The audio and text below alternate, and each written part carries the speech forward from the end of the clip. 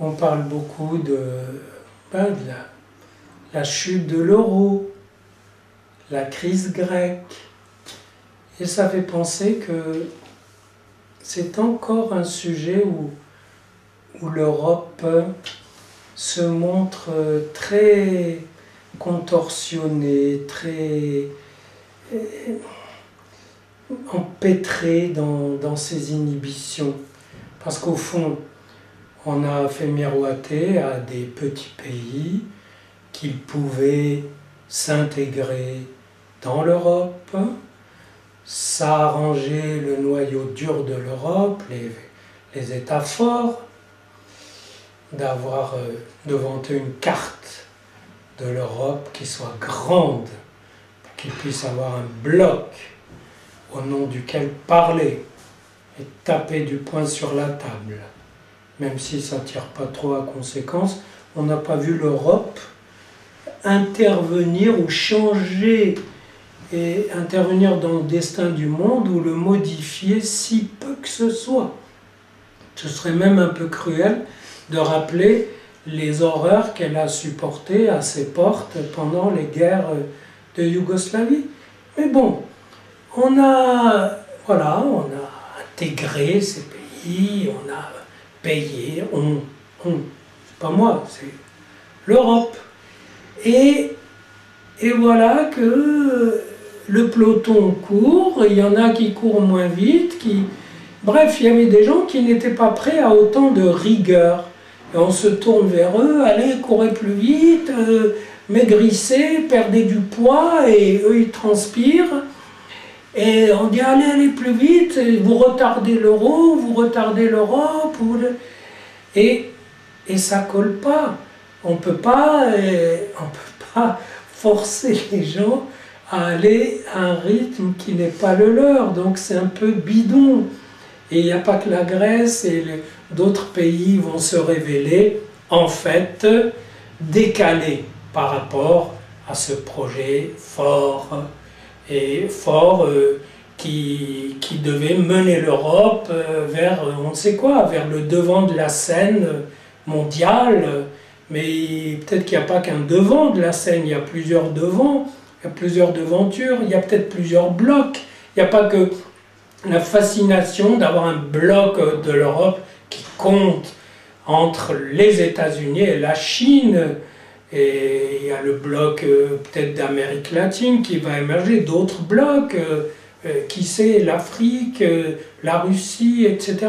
Bref, on raisonne en termes de blocs, et ça bloque beaucoup de monde, ça bloque beaucoup de force, ça inhibe beaucoup de monde, et on a le sentiment que l'Europe, c'est incroyable cette hésitation, parce que ça fait longtemps qu'ils devaient décider, alors on aide ou on n'aide pas, si on aide, sinon on dit non. Mais vous voyez, cette espèce d'hésitation, c'est pareil aussi quand il s'agit d'intégrer une autre culture comme la culture islamique en Europe. C'est pas un mince morceau. Et regardez ce qui se passe avec la burqa, le voile intégral. Alors on cherche quelle formulation de loi, parce qu'il faut que ça n'ait pas l'air de dire ce que ça veut dire, à savoir on ne veut pas trop de culture islamique, on ne veut pas de religion islamique qui soit trop voyante, etc. On n'en veut pas parce qu'on a le droit de ne pas vouloir ça, et que c'est pas... On a inventé un truc, le respect, donc on va s'empêcher de critiquer quelque chose qu'on ne veut pas parce qu'on lui doit le respect. C'est incroyable, ça veut dire on va s'auto-contredire, on va perdre la jouissance d'une liberté d'expression conquise au prix de millions de morts. Et on va la perdre parce qu'on va mettre des notions complètement fumeuses. Le respect, on ne respecte pas des entités, on respecte les droits des individus.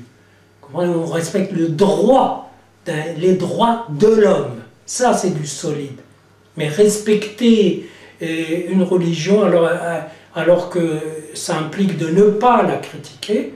Donc ça amène à toutes sortes d'hypocrisies. Alors j'ai vu des juristes qui essayent de formuler ça et ça donne des formulations complètement bizarres qui vont faire de ces pauvres femmes empaquetées de noir un danger à l'ordre public.